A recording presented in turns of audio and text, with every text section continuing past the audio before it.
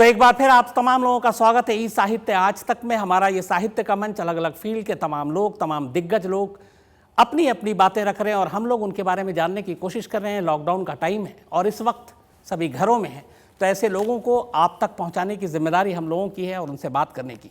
इस वक्त जो हमारे ख़ास मेहमान हैं वो मैं खुद उनका फ़ैन हूँ, बहुत बड़ा मुरीद हूँ। नेशनल अवार्ड विनर हैं और इनकी जो फिल्में हैं वो फिल्में जिस तरीके की स्टोरी टेलिंग होती है, कहानियाँ हैं, वो अपने आप में कमाल की होती हैं। सिर्फ नाम बताऊंगा, मुझे लगता है आप में से हर एक ने तमाम फिल्में देखी होंगी।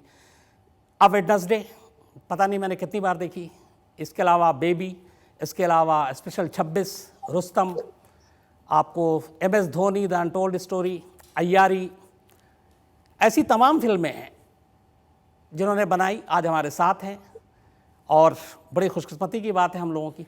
नीरज पांडे साहब, बहुत बहुत आपका स्वागत है नीरज भाई इस प्रोग्राम में। धन्यवाद, बहुत बहुत धन्यवाद।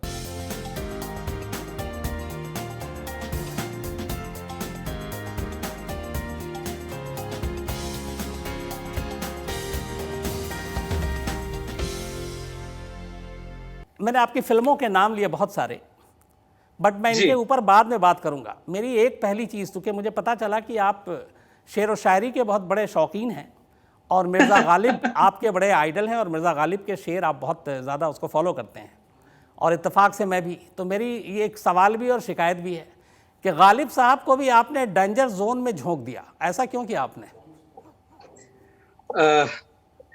आप क्राइम के वर्ल्ड से इतने वाकिफ हैं और आपको ये शिकायत तो शोभा नहीं देती है कि गालिब का नाम डेंजर के साथ क्यों जोड़ा जा रहा है। अगर आपने नॉवेल पढ़ी हो, शिकायत नहीं है सर, मैंने कहा डेंजर जोन में क्यों ले गए आप गालिब साहब को?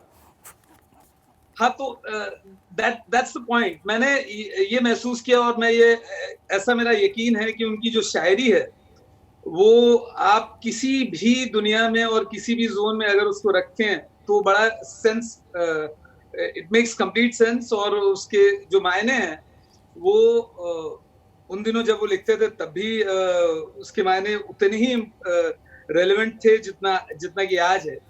और जैसा कि जो हमारा प्रोटैगनिस्ट है गालिब डेंजर का, उसका मानना है कि भाई आपको एक इंट्यूटिव अंडरस्टैंडिंग होनी चाहिए गालिब की शायरी के साथ, और आपकी जिंदगी के जितने भी प्रॉब्लम्स हैं आपको उन सब का हल गालिब की शायरी में मिल जाती है। ये आपको मैंने पढ़ा था कहीं कि अचानक जब ये आपने किताब लिखी गालिब डेंजर, एक तो ये नाम ही अपने आप में ऐसा है कि लोगों को अपनी तरफ खींचता है, और उसमें कहीं जिक्र था कि एक अंडरवर्ल्ड के लोग भी गालिब की शायरी से सॉल्यूशन कैसे निकाल सकते हैं।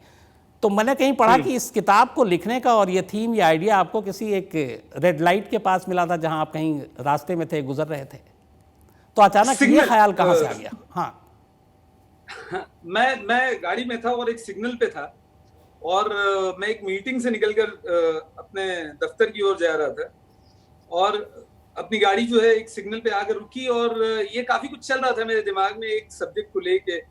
और हुसैन जैदी जो कि मेरे बड़े अच्छे मित्र हैं, उनकी काफी दिनों से ये शिकायत थी कि मैं उनके लेबल की जो पहली किताब है वो लिखूं उनके लिए और वो अपनी लेबल लॉन्च करें। उनका ब्लू सॉल्ट करके उनका एक लेबल था और अचानक ऐसा लगा कि मतलब दोनों चीजें एक साथ जो है आकर मेल खा रही हैं। इसी आइडिया पे थोड़ा काम शुरू हुआ और धीरे धीरे I ended up writing this novel.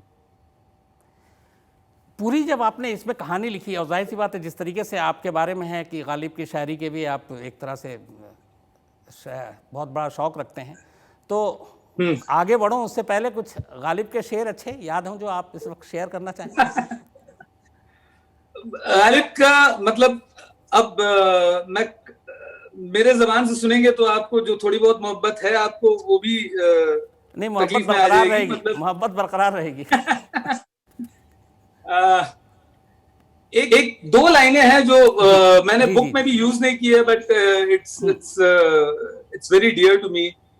दोनों जहान दे के वो समझे ये खुश रहा, यहाँ पड़ी ये शर्म की तकरार क्या करे।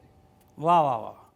वैसे गालिब साहब के साथ तो मैं ऐसा जुल्म नहीं कर सकता, लेकिन गालिब साहब ने जो लिखा है और वो जो आप अपनी फिल्मों में जिस तरीके से कहानियाँ बयान करते हैं, वो एक लाइन को हेर फेर करूँ आप पे बहुत सूट करता है। वो लाइनें आपने कहीं जिक्र भी किया है, वो है कि हैं और भी दुनिया में सुखनवर बहुत अच्छे, कहते हैं कि नीरज का है अंदाज़े बयां। और शुक्रिया, बहुत बहुत या शुक्रिया। आपकी फिल्मी कहानियों के लिए।